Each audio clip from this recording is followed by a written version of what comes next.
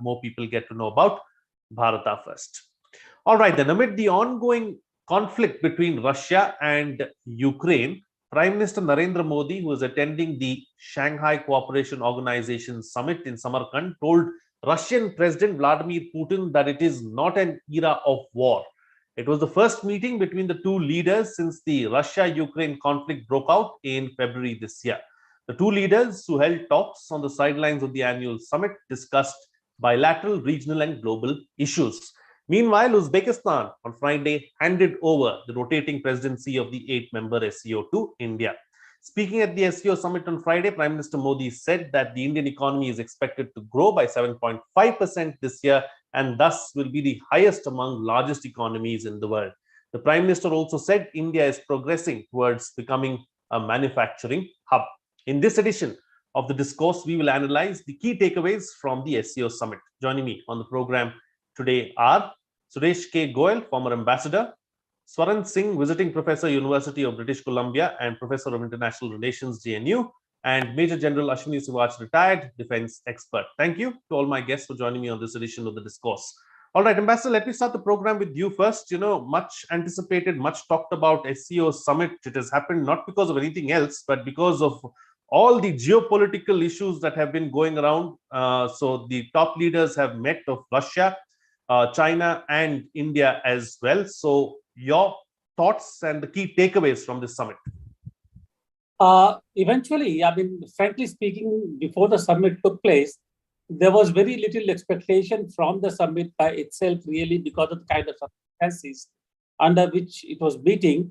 But I think at the end of the day, there is reason to be happy about the meeting having taken place and having set the course for what to look forward to in the future.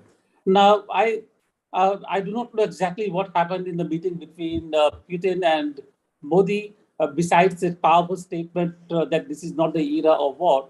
But I think, on the whole, Prime Minister Modi was able to set a certain kind of a map for the future of Shanghai Cooperation Organization. Number one, when he said to Putin that this is not the era of war, this was also, of course, a response to, this was a reaction to the ongoing Ukraine and Russia war. It was also to set the criticism that India has not criticized the war so far, and India has been going on the side of Russia. But also, I think it was basically alerting Russia and the other powers that in these days, when most of the wars are taking place between a non-nuclear nation and a nuclear nation, any war will have the risk, the danger of spiraling to a nuclear confrontation.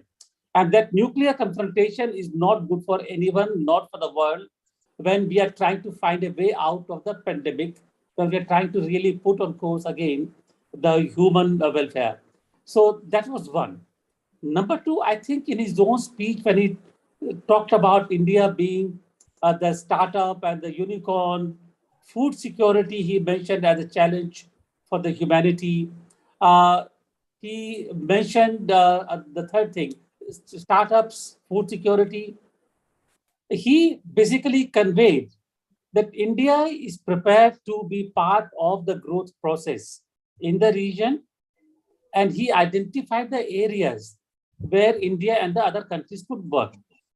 Now, remember that for us, this is the Central Asian region. Shanghai Cooperation Organization is China-driven organization for the Central Asian. We need to find a counterweight to Chinese influence by working with the Central Asia.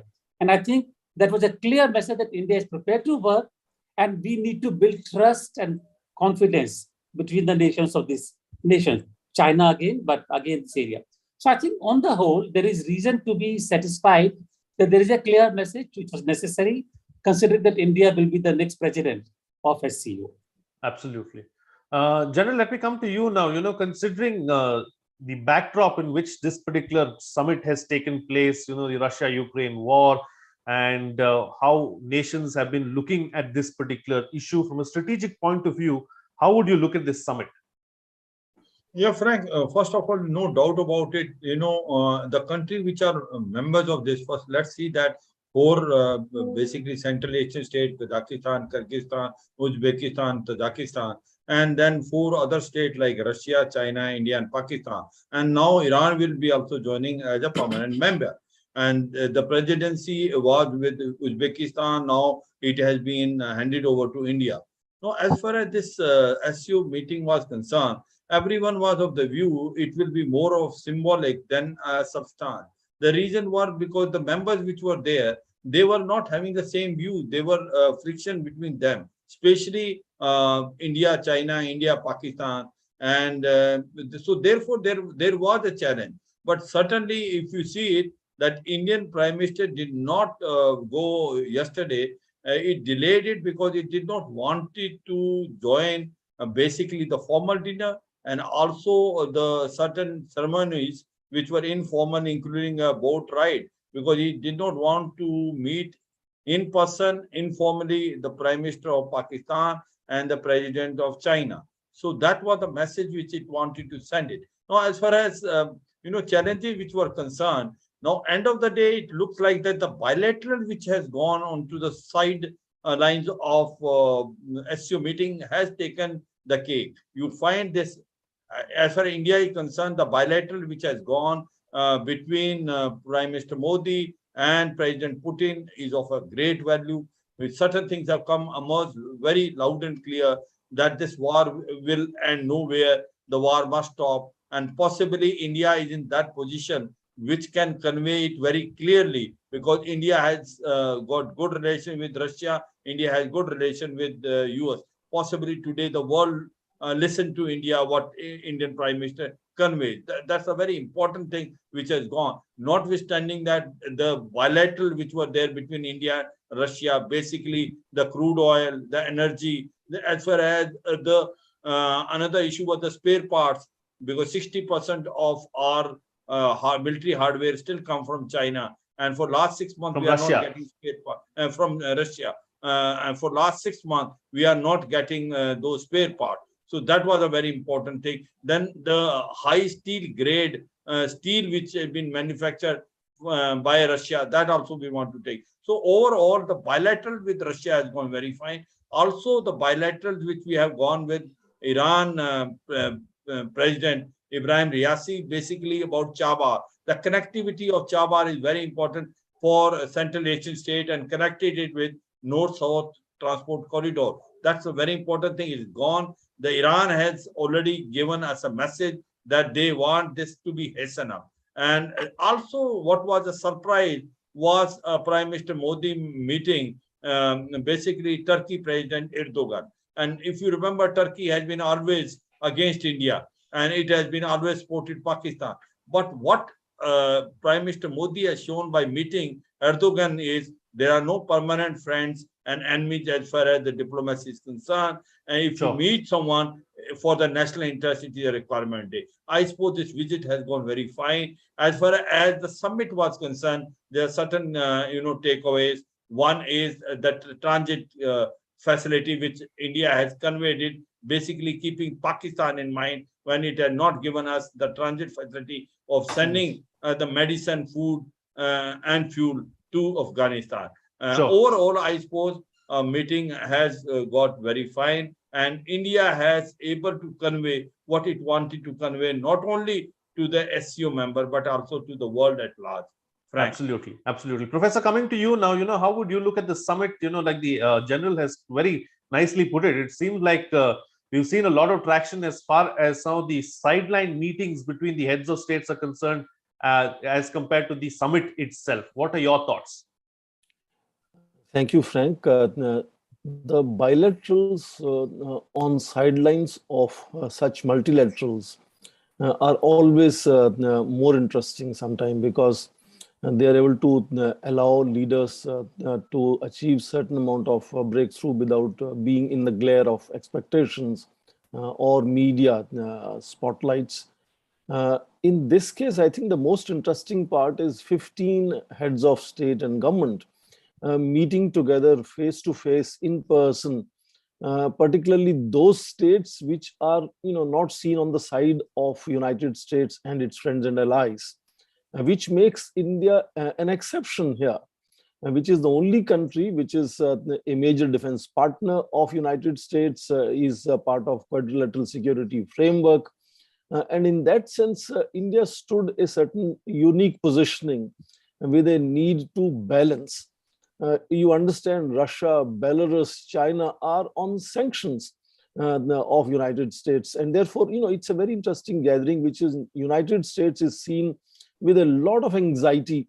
You heard spokesperson of State Department saying there are going to be consequences of engaging President Putin. He described Russia as a state sponsoring terrorism, for my surprise.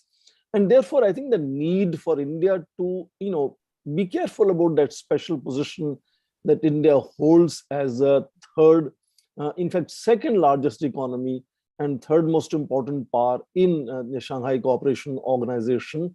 And I think, therefore, not just the fact that India is taking over the presidency from now, and that will involve holding, I think, up to maximum 200 events in coming 12 months related to Shanghai Cooperation Organization, which would require enormous bonhomie, camaraderie, understanding at the apex level, but also in that sense of showing that India is able to carefully craft that balancing act. So, the fact that until very last moment, it was not confirmed if Prime Minister Modi is going to meet President Vladimir Putin, but ultimately that meeting took place, and obviously that had rattled several people in United States administration, because they want they want to wean away India from Russian sort of leadership. Sure. And I think, therefore, the polite mention, it's a very academic mention, let me say as an academic, to say war is a bad thing and shouldn't happen, etc. But that is to placate enormous anxieties that are already visible in United States, of Indian leader being most visible. And last very quick point I think I should add here is among the three major leaders here in Shanghai Cooperation Organization, President Putin had very clear compulsions of showcasing a certain legitimacy in international forum like this. And therefore, he clearly had come here to seek certain amount of visibility and endorsements. President Xi Jinping, likewise, also the target of United States. The most recent bill being passed is a Taiwan Policy Act in U.S. Senate. Foreign Relations Committee 2 days back approved that bill, which is going to extremely upgrade U.S.-Taiwan relations, plus the 20th Party Congress at home. So they had very different compulsions compared to an extremely relaxed manner in which Indian Prime Minister was able to go and engage there. And as I think we already mentioned, he chose not to attend the first evening of informal dinner and boat ride, etc., because that would have put a certain situation where he may have to sort of shake hands and be seen talking to either Pakistani Prime Minister or Russian or Chinese President. In fact, the media, one of the agency has in fact gone up to say, oh, actually the meeting took place between Xi Jinping and Prime Minister Modi, and then they had to withdraw that statement. So enormous speculations as to who Indian Prime Minister is meeting or not meeting, and the anxiety and interest around the world media about that. And I think in that sense, India has a now opportunity to give a certain direction in coming 12 months where it wants to take Shanghai Cooperation Organization. Absolutely. All right. Ambassador, before I let you go very quickly, let me get into a segment where I take viewer questions and put this question up for you. Something on the lines of the professor was taking up in his opening remark. So basically, Shubham Bakuni is asking, considering SCO summit is closely monitored by the West, will there be any diplomatic challenges to India in the near future? Yes, definitely there would be challenges, but not something that we will not be able to deal with. The challenge that I can see that is that Shanghai Cooperation Organization is something which is seen by the USA as an organization challenging its own influence in the area. It's a USA versus the others, really, as was brought in by another co-panelist.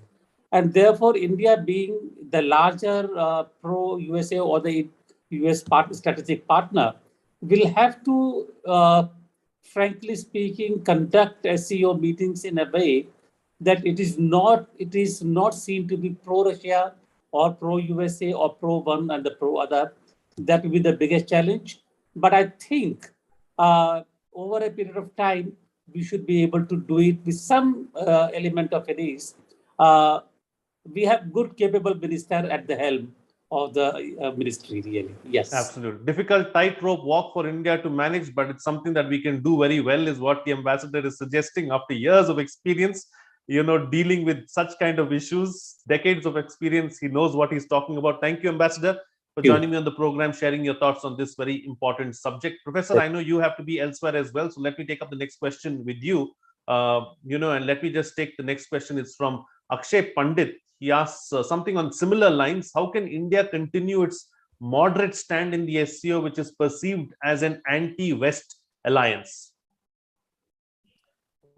Thank you, Akshay, for asking that question. I think that allows me to underline how India's presence in Shanghai Cooperation Organization brings in a sobering impact.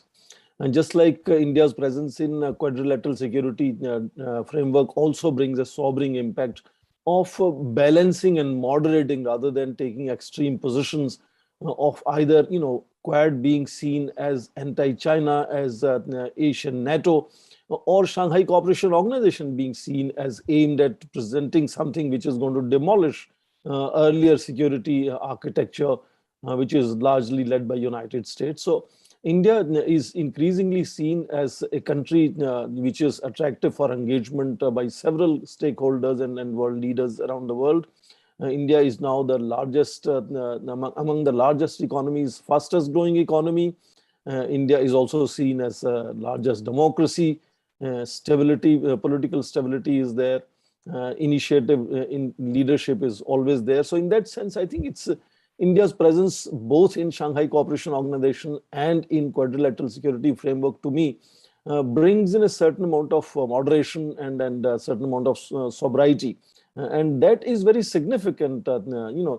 In diplomacy, you cannot absolutely have hard and extreme positions.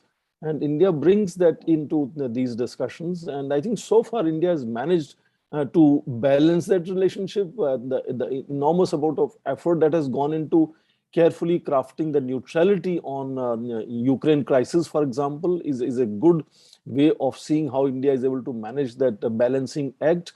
But of course, that's a tough task and it has its own costs attached. Sometimes we annoy one side or the other. But India has repeatedly now been, saying that India doesn't have to stand on anybody else's side. India has to stand on its own side. India is a big country and it can pursue its own national interests. And therefore, it doesn't have to worry much about whether others are really appreciative or not, as long as it is able to pursue things that are in line with its own tradition, its own thinking, its own vision and national interest. So in that sense, I think a moderate position in Shanghai Cooperation Organization, as you Akshay said, I think it's a correct assessment of how India wants to be seen as participating and contributing to Shanghai Cooperation Organization. And we will see more of it happening in coming 12 months because India is going to be the president for coming 12 months and we'll have to organize several events where India will have advantage of, sort of steering negotiations and outcomes in a certain direction that India wants Shanghai Cooperation Organization to move into. Thank you very much for making me part of today's discussion. Professor, as always, it's a pleasure to be with you, Frank. Thank you so very much for joining me on the program and sharing your views on this very important issue and putting things into perspective for us. Much appreciated. All right, then, General, let me take the discussion forward with you. Let me take up another question that one of the viewers is asking and put it up on the screen right now. Shubham is asking, what is the significance of this SCO Summit 2022 to India, considering the geopolitical events such as Russia-Ukraine war, India's voting in the UN, etc.? So that's the question from Shubham to you, General. Yeah, Frank, you see, the point is that first of all, let us see what is SCO. There's no doubt about it. SCO basically started initially by China. And in China wants to have those countries wherein it can influence, basically Central Asian state. It wanted to have its influence now also by Belt Road Initiative. Then the Russia came and then obviously now it has got enlarged. So India is the only vibrant democracy in this. And it is considered as anti-Western alliance, Asian NATO. But having said so, see, the point is India play one can say a balancing act. And even US will admire that. You see, the point, now let us see the bilateral which has taken place between Prime Minister Modi and President Vladimir Putin. You know, Modi has conveyed the war is not good for anyone. The war must stop. The first time Modi has come out clearly and also advising Putin to stop the war. So the point is today, India is in position to convey that. The gap between Russia and Europe and America is increasing. The Russia-Ukraine war has taken, you can say, a turn. Today, Russia is on a back foot the way the Ukraine is going. Now, this war can go to any state. It can start a third world war. It can also terminate into a nuclear war, because the way things were not going for Russia, Russia is cornered. Russia can do anything. So country like India can play a pivotal role, wherein it has got the best relation with US, it has got a good relation with Russia. It plays a balancing act. The war is not good for anyone. Possibly today, Vladimir Putin is ready to listen to Putin, to Modi, rather than anyone else. He don't want to listen to Biden. So the point is, India is in that position where it can play a mediating role. I suppose the time has come when India need to do it, because the world is going toward a third world war the way things are unfolding. Same way, see the way things are going between China and Taiwan. And America is playing a role there. So the point is that everywhere you see it, that there is a tension going on. A country like India can play a pivotal role in ensuring that things do not go out of hand. Now, see Armenia-Azerbaijan war. Now, this war, the truce was there, but again it got flared up. Now, the question comes is, where does Turkey play a role? Turkey play a major role because it provided drones to Azerbaijan. That was the region where the Azerbaijan could win that war against Armenia. Now again it will provide it, again it will fail. So India can again play a major role in sort of balancing it. So I feel India is a country which everyone has a friend, and today they are in position. Modi as a statesman of a world order can meet all these leaders and try to put across the war is not good for anyone. Let us talk about peace. And he is in position when these countries, these heads will listen to him, Frank. Absolutely. Absolutely. General, very rightly said and very rightly put. India is in a very good space at the moment as far as dealing with all these geopolitical issues is concerned. And we need a country like India to take forward the message of peace. General, we'll have to leave it at that. Thank you so much for joining me on the program, sharing your views and putting things into perspective for us. Much appreciate your time this evening. Thank you. Thank you, Frank. Wish you all the best. Thank you. Thank you. All right. On that note, then, what's coming out of this discussion is that the SCO summit, of course, was a success. There was not much expected considering the present geopolitical scenario, but nonetheless, we've seen several positives come out of the summit itself. Not just that, the meetings, the bilaterals on the sidelines of the summit were keenly watched and were interesting too, with Prime Minister Modi meeting President Vladimir Putin, meeting Xi Jinping and other leaders who are present there as well, especially Erdogan of Turkey. So all these are crucial developments really as far as international relations and world policy is concerned. So very good to have seen that. And as far as the SCO is concerned, the West is keenly looking at the SCO, especially the United States, because of Russia and its war in Ukraine, and also because the United States wants to keep a keen and close eye on everything that China is doing. It is in such a scenario that India can play a crucial role of bringing about some kind of peace by making that tight balancing act and making sure that there is some sanity as far as global war is concerned, bringing about peace and talking the language of peace. That's exactly what the Prime Minister did at the SCO. So interesting times ahead, good times ahead, challenging times ahead as far as world politics, geopolitics, as well as India's space there is concerned. I think it's a fitting time for India to take the pedestal and reach new heights as a world leader. With that, it's a wrap on this edition of the Discourse. Since you're here, please like the video, subscribe, hit the bell icon, and share the content as well so that more people get to know about Bharata